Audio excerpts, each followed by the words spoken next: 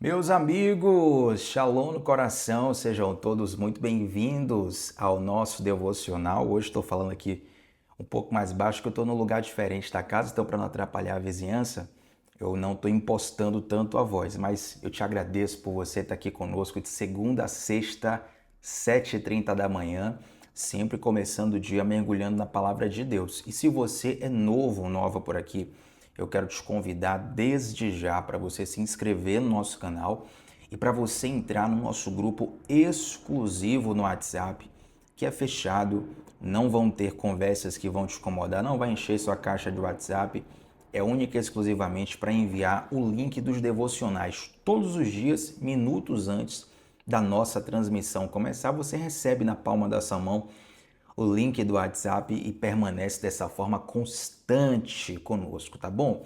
Hoje eu quero ler com vocês, gente, um texto que está lá em Hebreus capítulo 5, versículo 8, e quero trabalhar com vocês a perspectiva correta que nós precisamos ter do sofrimento. Por que eu digo isso?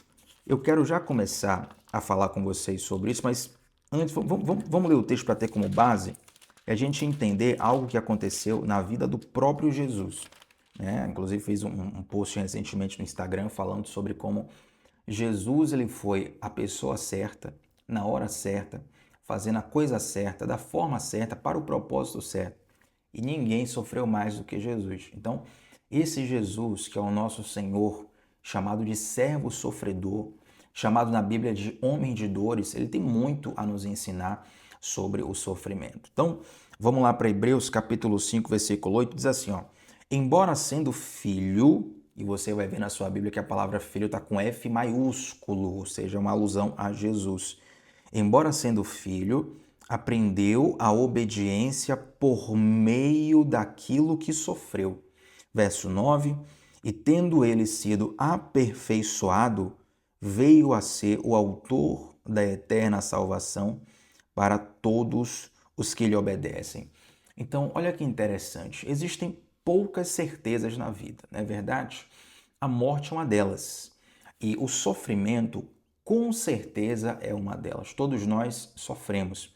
Dizem, por exemplo, os médicos que a criança, quando nasce, ela chora, dentre muitos motivos, porque ela estava ali no lugar que lhe era confortável, era quentinho, era acolhedor, que é a barriga da mãe. E aí ela sai para um mundo que não tem a temperatura que ela estava acostumada, que tem barulhos que ela não estava acostumada, a luz solar que ela não estava acostumada também. E ali ela chora porque ela já começa a lidar com o sofrimento. Então, o sofrimento é uma certeza da nossa vida. Se o sofrimento, então, é uma certeza, nós precisamos aprender a lidar com ele da maneira correta, não é verdade? Então, eu já comecei aqui dizendo que Jesus ele foi alguém que sofreu. Por que eu enfatizo isso?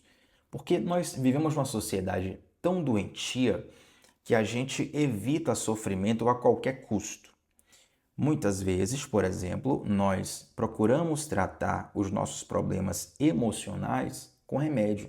Remédio que eu digo com comprimido, com gotas, quando na verdade nós deveríamos tratar com algumas condutas, algumas atitudes, algumas mudanças de atitude.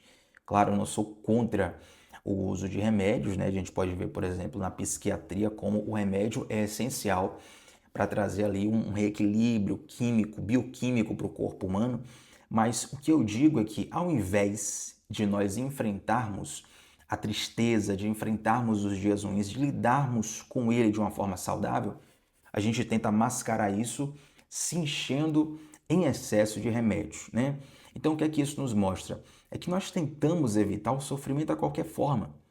E na verdade, o sofrimento, ele não é um sintoma de algo errado que você fez.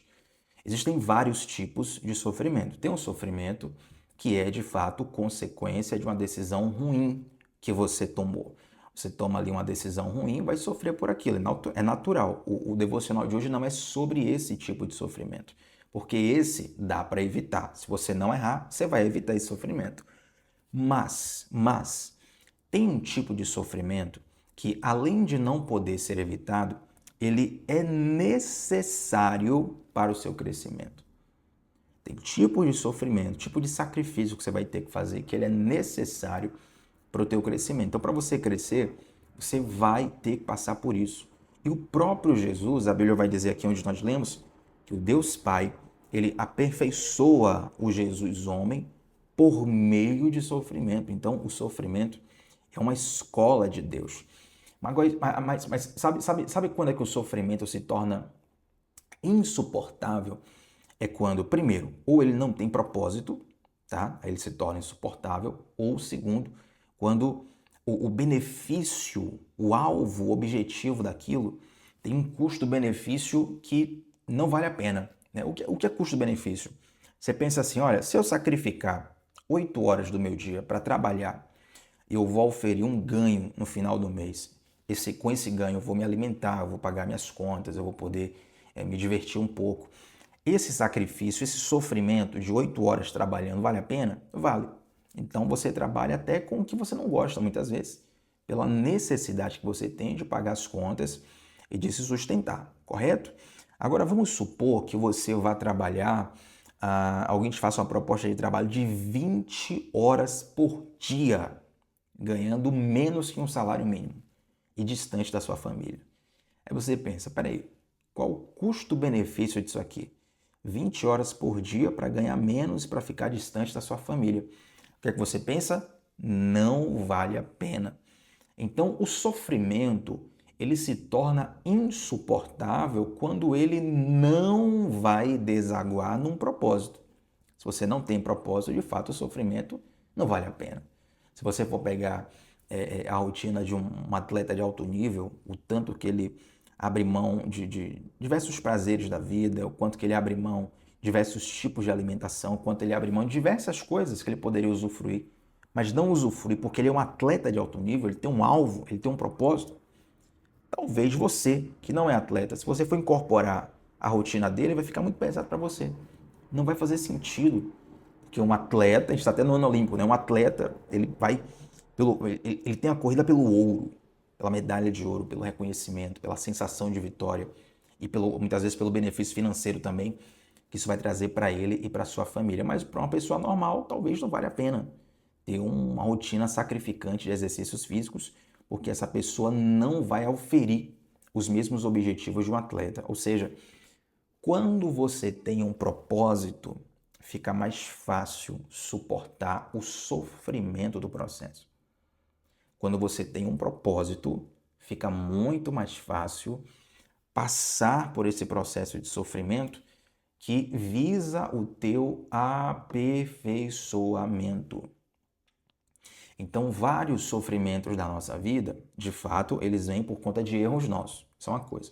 Mas eu estou falando aqui dos sofrimentos que são necessários, dos processos que Deus nos coloca para nos aperfeiçoar.